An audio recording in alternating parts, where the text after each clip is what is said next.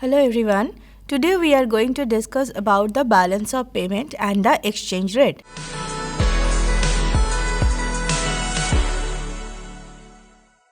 That means the impact of the change of the exchange rate on the balance of payment. Now before discussing that topic, I am first explaining the concept of the balance of payment. Now, balance of payment by definition is the systematic record of all the transactions of an economy within a given time period. That means any type of foreign exchange expenditure or any foreign exchange income, everything are under the heading of the balance of payment. Now, we are going to explain the components of the balance of payment. Now, the very first component of the balance of payment is the current account. Under the current account heading, all the transactions of the commodities are incorporated. Now, inside the commodity, there are goods and services. That means, say, India is purchasing some commodity from the outside world like jute or computer or mobile phone. These are all under the heading of the current account. At the same time, if any foreigner is coming in India to have the tourism service or to have some medical service, that is also under the heading of the current account. So, any goods and services transferred from the country to the rest of the world or from the rest of the world inside the country, these are under the heading of the current account. Now, the next component is the capital account. Under the capital account, the capital investment is included. Now, there are two types of investment. The first one is the short-term investment and the second one is the long-term investment. Under short-term investment, it is like the purchasing of stocks. For example, any foreigner is purchasing Indian company stock or the share. When the profit will be there, the foreigner will just sell out the stock and will go away. So, there is no risk related with that purchase. This is called the portfolio investment, which is basically the short-term investment. There is another type of investment that is called the long-term investment. For example, if any foreigner is coming in India to invest some money, for example, he has purchased a land, installed some machines, established one factory, employ some labor, the profit, revenue, loss, whatever will be there, that will be the foreigner will face it. And this is called the long-run investment. In case of long-run investment, this is called the long-run capital investment and these are all under the heading of the capital account. And the third component is the official reserve account. In case of official reserve account, the transaction between the governments are there. So, if Indian government is exchanging some commodities, services, foreign currency or some precious metals with the rest of the world, this is under the heading of the official reserve account. So, basically these are the three components of the balance of payment. Now, we are going to discuss about the exchange rate. Exchange rate is the price of the foreign currency in terms of the domestic currency. For example, if the exchange rate of Indian rupees is 80 rupees per dollar, that means to have 1 unit of dollar, the Indian has to spend 80 rupees. So, this is called the exchange rate of India. In India, the exchange rate is mostly expressed in terms of dollar. So, rupees in terms of dollar. This is how Indian exchange rate is expressed. Now, we are going to define the trade balance. Trade balance is the amount of the export income and the foreign expenditure. So, it is actually the difference between the export income and the expenditure in terms of import. So, the total value of export minus the total value of import is the trade balance. Now, we are going to explain the effect of devaluation on the trade balance. If the currency is devalued, this is expressed in terms of increase in exchange rate. So, devaluation of Indian currency means it is appreciation of the foreign currency. Say there is a devaluation of the Indian currency, then the amount of import will fall. So, this is how that will be helpful to improve the trade balance. At the same time, if there is devaluation, then the amount of export will rise because the value of Indian commodity is reduced than before. So, this is how the amount of export is rising and also it is helpful for the improvement of the balance of trade. So we can conclude that if there is devaluation, this is very good for the improvement of balance of trade, because at the one side the amount of export is rising, that means the foreign exchange income is rising. On the other hand, the import is falling, so foreign exchange expenditure is falling. So the gap between income and expenditure is rising, which is nothing but the balance of trade. So this is how the devaluation is giving some positive impact on the trade balance. But at the same time, we have to remember one negative effect is also there. What is the negative effect? The negative effect is, as it is the devaluation, so it is the appreciation of the foreign currency or the depreciation of your domestic currency, the income in terms of foreign currency is falling. So the amount of income which was there before devaluation through export, that may be lesser than before after the devaluation. So that negative effect we have to consider as well. So what is the conclusion? We can conclude that with devaluation there are three effects. The first two effects are making some positive impact on the balance of trade. The first one is increase in volume of export, and the second one is fall in volume of import. And the negative effect is the amount of export income is falling because of the devaluation. So as two effects are working simultaneously on the balance of trade, that is a positive effect and the negative effect, the final question is how to get the ultimate positive effect. That means how that positive effect will nullify the negative effect. Here we have to consider the Marshall-Lerner condition. The Marshall-Lerner condition is saying the summation of two elasticities should be greater than 1. Now what are those two elasticities? The first elasticity is the demand elasticity of export, and the second one is the demand elasticity of import. So we can consider Marshall-Lerner condition as the summation of the import elasticity and the export elasticity, which should be greater than 1 to have the ultimate positive effect of devaluation on the balance of trade.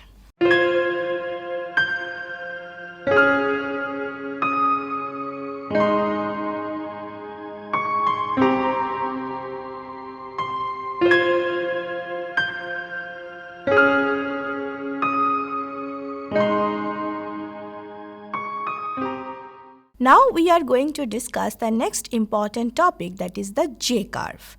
What is J-curve? The name is coming because of its shape.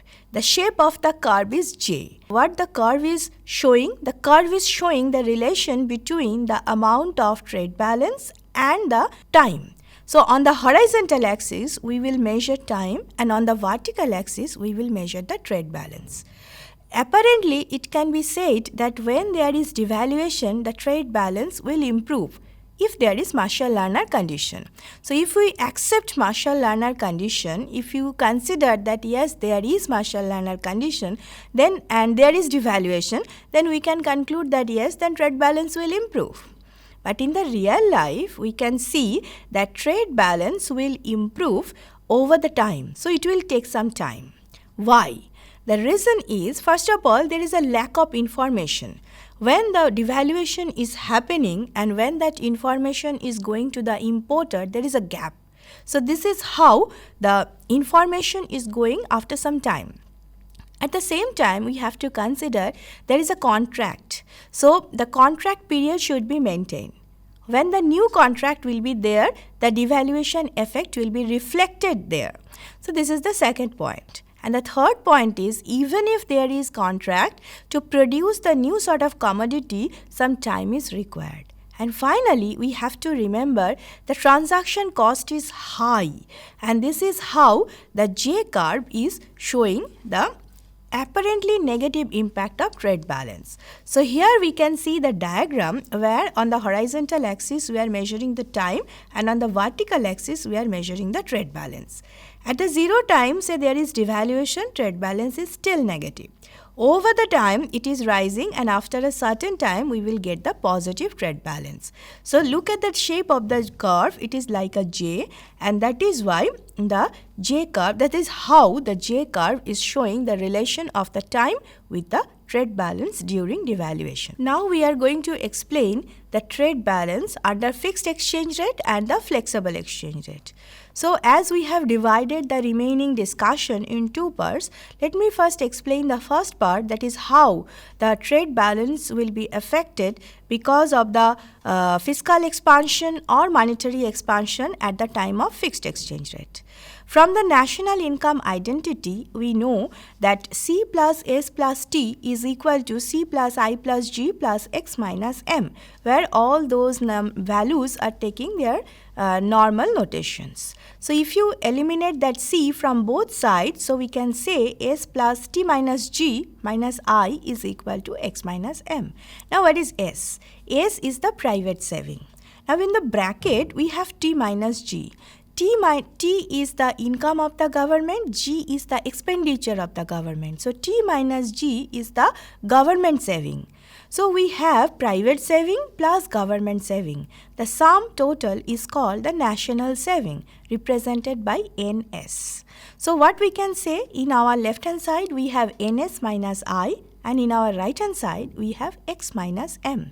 So as you know that X minus M is nothing but the trade balance. So NS minus I is equal to trade balance.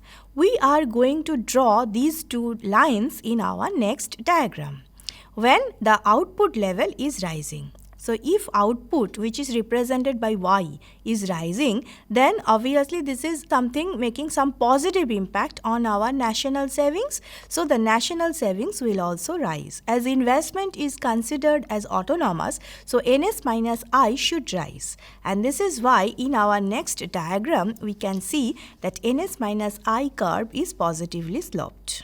And on the other hand, the X minus M, that is our trade balance line, is negatively sloped, because M is assumed as a positive function, or rather negative function of the output level, and export is assumed as autonomous. So if there is an increase in Y, then import will fall, and that is an import will rise, import will rise. So X minus M will fall, and this is how the line is downward sloping. Now we consider, we have just started our analysis with the zero trade balance. That is zero, the trade balance is equal to 0. The amount of export is equal to amount of import. So in our diagram, that point is represented by Y. Now consider there is an increase in aggregate demand, say there is an increase in government expenditure, etc. So because of that, the output level will rise and the national saving will increase. As NS is increasing, so NS minus I curve has shifted to the right. So the new line is that blue one, which is obviously parallel to the earlier one, and it has the new equilibrium point at C. So if you compare the new equilibrium point C with the initial equilibrium point Y, we can see that the output level has increased at the expense of the trade balance, because now the trade balance is negative. So as it is fixed exchange rate, so the economy has to face the problem of this negative trade balance. Exchange rate will not change. In this respect, we are going to explain the next concept, that is the repercussion effect. Up to this point, we assume export as autonomous. Now we are going to relax this assumption, and now we are assuming that export is a positive function of the income of the foreign country. And consider there is an increase in income of the foreign country. As foreign country's income is rising, our export will increase because their import demand will increase, and this is how our export will increase. So this export is a part of our aggregate demand. So as export is rising, our aggregate demand is rising, so the domestic country's output level is rising. Now when the domestic country's output level is rising, that is Y is rising, that Y is making some positive impact on the import of the domestic country. So import of the domestic country will rise. Now import of the domestic country is actually export of the foreign country. So the foreign country's export will increase, and as the export of the foreign country is a part of the aggregate demand of the foreign economy, so their output will increase. So again that cycle will remove, and so this is actually a cycle. Initially, there was no change in the domestic economy. The first change was there in the foreign economy. The positive effect is coming in the domestic economy, that is also affecting positively in the foreign economy, and this process will continue. So this is how the repercussion effect is working. Now we are going to see the multiplier value at the time of repercussion effect. So if you look at the multiplier, we can see the value is 1 by S plus M minus M star M by S star plus M star. Now if you can remember, in case of the economy which is open economy without repercussion, the value of multiplier was 1 by S plus M. In case of repercussion, we have S plus M minus something. That now that find the new component is something positive. So if you deduct some positive amount from your denominator, so the denominator will rise, so the value of multiplier will increase. So this is how, with the help of repercussion effect, we will have the higher impact of multiplier than the economy which is open but there is no repercussion. Now we are going to see about the trade balance with floating exchange rate, that is flexible exchange rate. As exchange rate is always working to clear the foreign exchange market, so we can see if there is any positive or excess demand or excess supply of the foreign currency, the exchange rate will move accordingly and the problem will be solved. And this is how always trade balance is balanced, that is the value of the trade balance will be 0 under the flexible exchange rate. And in our equation we can also see the change of trade balance is equal to del x bar minus M. M is the marginal propensity of import into del y. So here, as the trade balance is always 0, so under the floating exchange rate or under the flexible exchange rate, we will always have del x bar is equal to M del y, and del y will be del I bar by S. So that is the value of the multiplier, which is quite higher as compared to the economy with fixed exchange rate. Now we are going to see the effect of the fiscal expansion on the external balance under the floating exchange rate. Say there is a fiscal expansion, like there is an increase in government expenditure, so the national savings will increase and the NS minus I curve will shift to the right. If we start with our initial equilibrium A, then the new equilibrium will be B. Now if you compare A and B, we can see the trade balance is falling, and here the trade balance is negative. As the trade balance is negative, that means expenditure is higher than income. That means there is an excess demand of foreign currency in the domestic economy. So that is creating the problem with the exchange rate, and the exchange rate will increase. So that means there is a devaluation. Now if there is devaluation, so export will increase. So our X minus I curve will shift to the right and we will get the new equilibrium at the point C. So if you compare A and C, we can see as it is the floating exchange rate, the trade balance is 0 at the initial point as well as at the final point. But the output level has increased significantly. Now we are going to discuss about the effect on the external balance with the floating exchange rate with the monetary policy. Say there is a monetary expansion in the domestic economy. So as there is an increase in money, that means in the economy more money supply is there. And that is how that creates inflation, and inflation means increase in the price level. So if price level is rising continuously, people are reducing their demand, so the demand is falling. That means the output level is falling. In the diagram, we can see as the output level, that is Y, is falling, so our X minus M curve has shifted to the left.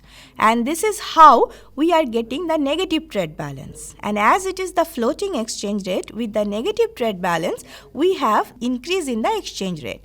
As exchange rate is rising, we are getting the shifting of our trade balance curve again to its original position. So even if you have a temporary equilibrium at the point B in our diagram, finally we will go back again to our earlier, that is the initial equilibrium point at A. So this is how monetary expansion is not creating any impact on the output level, only there will be a depreciation of the exchange rate. There are basically two policies in the hand of the government to control its economy. The first type of policy is called the expenditure reducing policies, like reduction of government expenditure, reduction of other expenditures, and there is another policy called the expenditure switching policy, like devaluation, direct rate control, etc. So with these two policies, government is trying to achieve two apparently contradictory conclusions. First of all, here we have to mention that government has two policies. The first policy is to achieve the internal balance, that is the full employment output level. The second objective is to achieve the external balance, that is the zero trade balance. These two policies are quite contradictory by nature, but government has to achieve these two policies simultaneously. Here we are trying to show that how these two policies are contradictory by nature. First of all, look at this diagram for the internal balance. Here, that x minus m curve and ns minus I curve are at equilibrium at the point A with zero trade balance. And this dotted line, which is actually a vertical line, that shows the full employment output level. Now, if the government is trying to achieve the full employment output level, government should go for some fiscal expansion, and that is how that ns minus I curve has shifted to the right and the new curve is ns dash minus I. The new equilibrium is at B, which is on this dotted line. That means the full internal balance is achieved. But if you compare A with B, we can see that the trade balance is now negative. So we are getting the internal balance at the expense of the external balance. Now we are going to see another extreme, that is how to achieve the external balance. Here, the initial point is A as before. Now consider our initial point is at C as before. So if you consider C, the C point is on the dotted line. That means full employment is there. Now given this full employment, as it is the negative trade balance situation, so government is trying to achieve the zero trade balance, that is external balance. To do that, government has increased its national savings, and this is how this curve has shifted, and the new equilibrium is at B.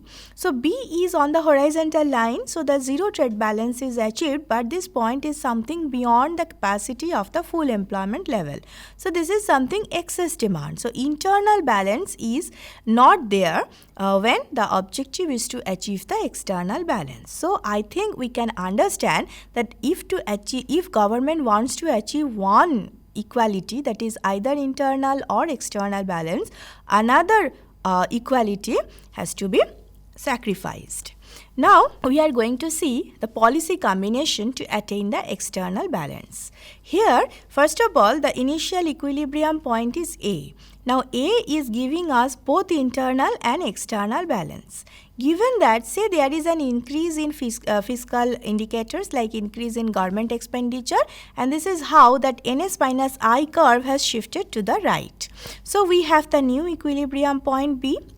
Now B is showing the negative trade balance. As it is negative trade balance, so there is an as it is a flexible exchange rate system, so exchange rate has increased and we have the increase in export. So x minus m curve has shifted upward and the new equilibrium is achieved at C on the horizontal axis.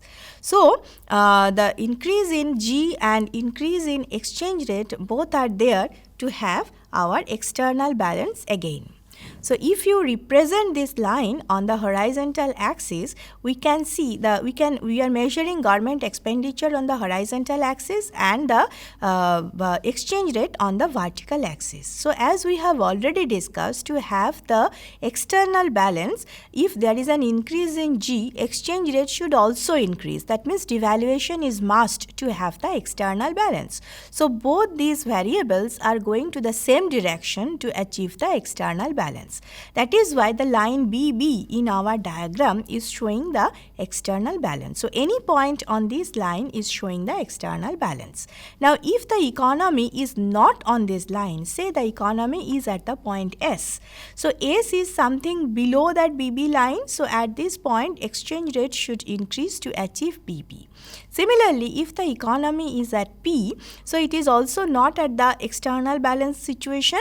So exchange rate has to be changed to achieve the external balance. So we can understand the line BB is showing the external balance situation. Now we are going to another extreme where the policy combinations are giving us the idea about the internal balance. Now here initially the fiscal expansion is there, so that the equilibrium point has shifted from A to B.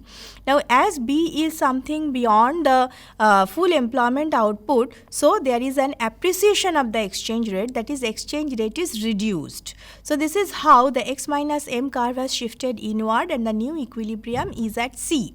So the full employment is achieved. Here we have to understand that if we increase G, then we have to reduce E to have the internal balance. So that relation between exchange rate and the government expenditure is represented in our next diagram, and the line YY is showing that internal balance. If the economy is on the YY, it has internal balance. If the economy is at S, this is the situation of unemployment, and if the economy is the point P, this is the situation of overemployment or excess demand. Now, why we are doing this? Because we are going to explain the concept of the Swan diagram. Swan diagram is trying to explain that how the economy can achieve both the internal and external balance simultaneously, though it was said that apparently these two objectives are self-contradictory or contradictory by nature. So here we can see, if we plot that YY and BB line, we can see the diagram is like this. Say the economy initially is at D. Now at the point D, it is below the line BB, that is, it is below the condition, it is something not on the internal balance, it also doesn't have the external balance. Now given the position of the economy has to increase the exchange rate, that is, devaluation of the currency is there. So the economy has shifted from D to B, so the external balance is achieved. But B is the point above the line YY, so internal balance is not achieved.